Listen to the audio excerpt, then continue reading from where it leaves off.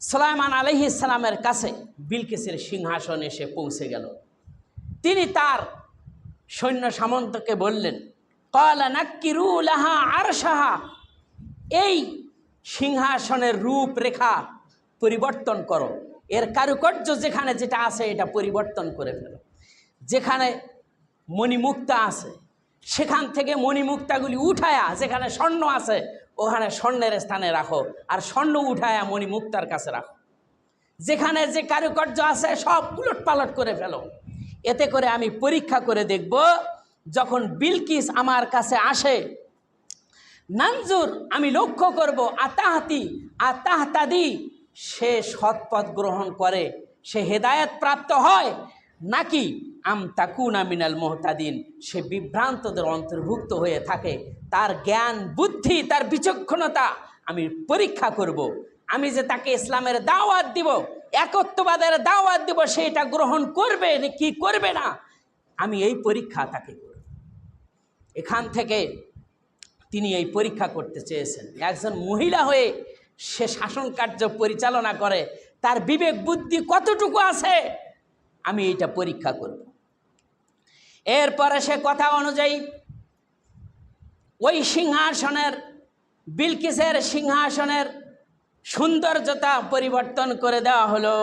পরিবর্তন করার পরে বিলকিস যখন সুলাইমান আলাইহিস সালামের সামনে উপস্থিত হয়ে গেল, ফালাম্মা জাআত, যখন সুলাইমানের কাছে উপস্থিত হয়ে গেল, কিলা, তখন বলা হলো, আহা কাজা আরশুক, এইরকম কি তোমার ওই সিংহাসনটি এই রকমই ছিল নাকি? তখন সে এই সিংহাসনটি দেখার সাথে সাথেই ক্বালাত কাআন্নাহু, তখন সে বলতে লাগলো, এটা যেন ওইটার মতোই লাগতেছে। কারণ সরাসরি তো এ কথা বলতে পারে না যে এটা আমার। সে আছে কত দূর, শত শত মাইল দূরে, আর এই শত শত মাইল দূর থেকে সিংহাসনটি এত তাড়াতাড়ি তার সামনে উপস্থিত করা হয়েছে, এটা তাজ্জবের বিষয়। এবং সে বলতে পারে না যে এটা তো আমার। অনেক সময় ধরে সে এসেছে, আর এত সময় ধরে আসার পরে শত শত মাইল দূর থেকে এই সিংহাসনটি এখানে এত তাড়াতাড়ি আসলো কিভাবে? এটা আশ্চর্যের বিষয় না? আর যদি সে বলে যে এটা আমার, তাহলে সে নির্বুদ্ধিতার পরিচয় সে পেয়ে যাবে। এই জন্যই বলল এটা যেন ওইটার মতোই লাগতেছে। তারপরে সুলাইমান আলাইহিস সালাম এ কথা শুনে তখন তিনি বললেন, ওয়া উতিনাল ইলমা, আমাকে এ জ্ঞান আগেই দেওয়া হয়েছে।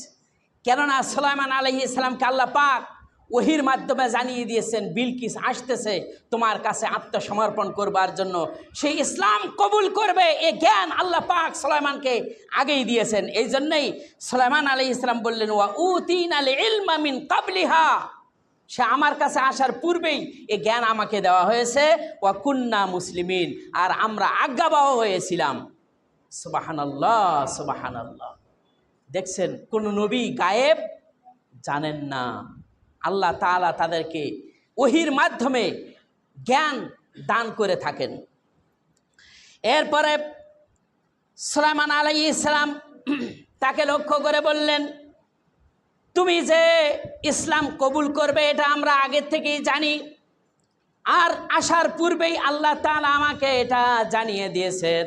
আর তুমি যে আল্লাহ তাআলাকে বাদ দিয়ে সূর্যের পূজা করতেছো, এই সূর্যের পূজা করাটাই তোমাকে শয়তান আল্লাহ রাব্বুল আলামিনের ইবাদত থেকে বিরত রেখেছে।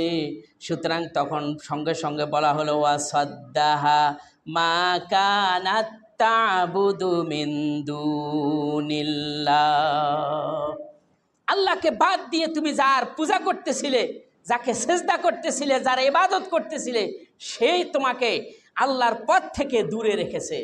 সুতরাং ওয়াকানাত ইন্নাহা কানাত মিনাল কওমিল কাফিরিন, আর তুমি কাফের সম্প্রদায়ের অন্তর্ভুক্ত হয়েছে।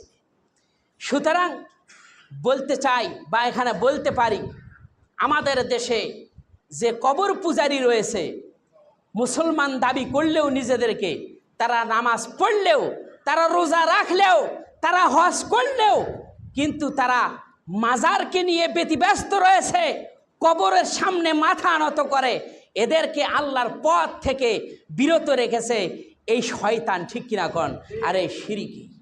যদিও তারা কি নামাজ পড়ে, হয়তো কেউ প্রশ্ন করতে পারে ওরা নামাজ পড়ে, রোজা করে রোজার সময়, কিন্তু তারা মুশরিক হয় কিভাবে? তারপরেও তারা মুশরিক। কেননা আল্লাহ রাব্বুল আলামিন তিনি বলছেন, মা কানা ইউমিনু বিল্লাহি আকসারুহুম ইল্লা মা কানা ইউমিনু আকসারুহুম বিল্লাহি ইল্লা ওয়া হুম মুশরিকুন। ওরা ঈমান আনার পরেও মুশরিকে পরিণত হয়ে গেছে। সূর্যের পূজা করে যারা, মূর্তির পূজা যারা করে, যারা কবর পূজা করে যারা, তারা আল্লাহ রাব্বুল আলামিনের ইবাদত থেকে সম্পূর্ণরূপে বিভ্রান্ত হয়ে গেছে, ওরা মুশরিকে পরিণত হয়ে গেছে। ওয়াকানাত মিনাল কওমিন কাফিরিন, এরা কাফির সম্প্রদায়ের অন্তর্ভুক্ত হয়ে গেছে। কোনো মুসলমানের পক্ষে এটা করা সম্ভব নয় যে তারা মাজারকে নিয়ে ব্যতিব্যস্ত হয়ে থাকবে। রাসূল সাল্লাল্লাহু আলাইহি ওয়াসাল্লাম আলীকে বললেন, আলী, যত উঁচু কবর আছে সমস্ত উঁচু কবরগুলিকে ভেঙে তুমি সমান করে দাও, মাটির সাথে সমান করে দাও। এটা রাসূল বলেছেন, আলীকে নির্দেশ দিলেন, সেই নির্দেশ অনুযায়ী তাই করা হলো।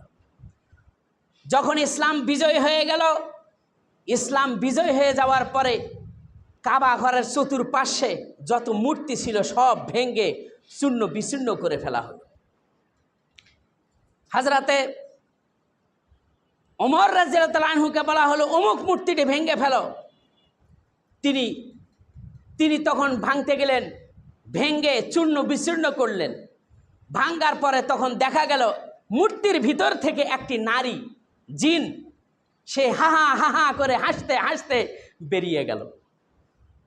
রাসূল সাল্লাল্লাহু আলাইহি ওয়াসাল্লাম তখন তিনি বললেন, ওই মূর্তির ভিতরে এই শয়তান অবস্থান করতে থাকে, এরা ওদের মূর্তি পূজকদের সেজদা নেয়, তাদের আরাধনা ওরা নিতে থাকে। তাহলে এই মূর্তিগুলির ভিতরে কি থাকে? শয়তান থাকে। মূর্তির ভিতরে যদি শয়তান থাকে, ও মাজারের ভিতরে শয়তান নাই? অবশ্যই আছে। ওই মাজারে যারা সেজদা করে, প্রকৃতপক্ষে শয়তান তাদের সেজদা গ্রহণ করে। বুঝতে পারছেন? এই জন্যেই আল্লাহর ইবাদত করতে হবে শিরিক মুক্ত।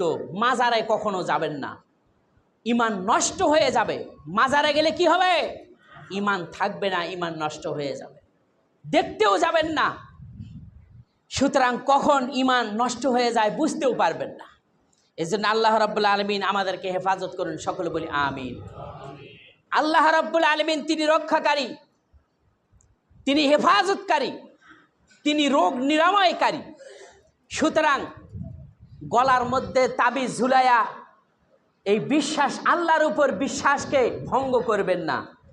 তাবিজ কখনো আপনার রোগ মুক্ত করতে পারে না, তাবিজ কখনো আপনাকে সন্তান দিতে পারে না, তাবিজ কখনো আপনাকে বিপদ থেকে মুক্ত করতে পারে না। রাসূল সাল্লাল্লাহু আলাইহি ওয়াসাল্লাম তিনি বলছেন, মান তাআল্লাকা তামিমান ফাকাত আশরাকা, যে ব্যক্তি তাবিজ ঝুলালো সে শিরিক করলো। সে কি করলো? শিরিক করলো। নাউজুবিল্লাহ মিন যালিক।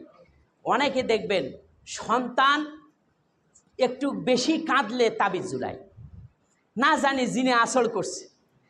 এগুলি কখনো করবেন না। তাবিজ থেকে নিজেকে মুক্ত রাখুন, নিজেকে হেফাজত করুন। যে ব্যক্তি তাবিজ ঝুলানো অবস্থায় মৃত্যুবরণ করলো, ওর মৃত্যু মুশরিকের মৃত্যু হয়ে গেল। নাউজুবিল্লাহ মিন যালিক। এত বড় জঘন্যতম পাপ, জঘন্যতম একটা পাপ এই শিরক। আল্লাহ আমাদের সকলকে হেফাজত করুন, সকলে বলি আমিন। এজন্যই সুলাইমান আলাইহিস সালাম বললেন যে বিলকিস এবং তার সভাসদবৃন্দ এবং তার সম্পূর্ণ প্রজাদেরকে শয়তান আল্লাহর ইবাদত থেকে কি করছে? বিরত রেখে মূর্তি পূজার দিকে তাদেরকে নিয়ে গেছে। আল্লাহ রাব্বুল আলামিন সে কথাটাই তিনি বলছেন, ইন্নাহা কানাত মিন কওমিন কাফিরিন, এরা হলো মূর্তি পূজারী ছিল এবং কাফেরদের অন্তর্ভুক্ত ছিল। সুলাইমান আলাইহিস সালামের সামনে উপস্থিত হয়ে গেল। সুলাইমান আলাইহিস সালাম বিলকিসকে বললেন, ওই প্রাসাদের মধ্যে প্রবেশ করো। কিলা লাহা দুখুলিস সারহা, প্রাসাদের মধ্যে তুমি প্রবেশ করো। প্রাসাদের মধ্যে প্রবেশ করার সঙ্গে সঙ্গে ফালাম্মা রাআতুহু হাসিবাতুহু লুজ্জাতান, প্রাসাদটা এমনভাবে নির্মাণ করা হয়েছিল যখন এই প্রাসাদের মধ্যে পা দিয়েছে, পা দেওয়ার সাথে সাথে সে মনে করেছে এটা যেন একটা গভীর জলাশয় মনে করে তখন সে তার পায়ের গোছাকে বের করা শুরু করলো। যখন কেউ পানিতে নামে, পানিতে নামার সাথে সাথে তার কাপড় উঠায় না, হাঁটু পর্যন্ত উঠায়।